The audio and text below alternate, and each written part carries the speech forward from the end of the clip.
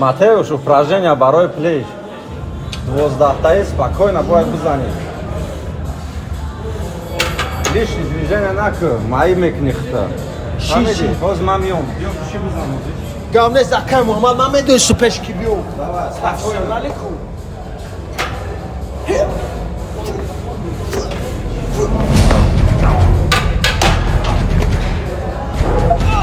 Як мох пас.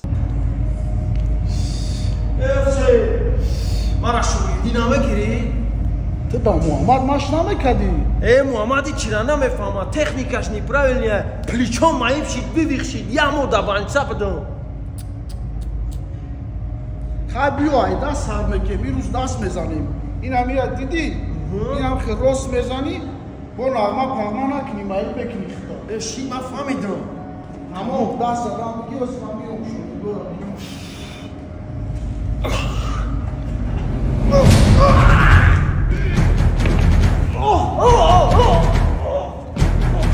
یک ماه پس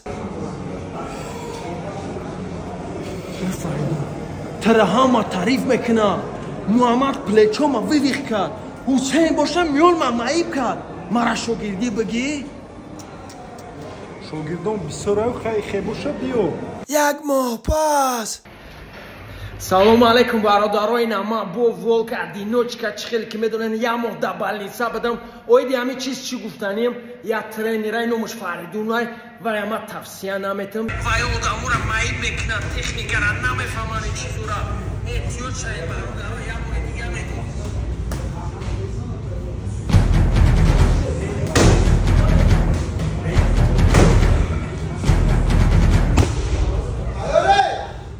بعد چی گفتم؟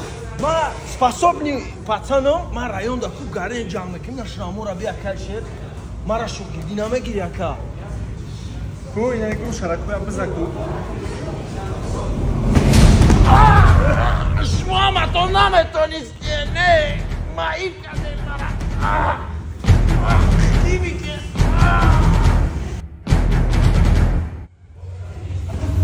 تو خودت نمیتونسته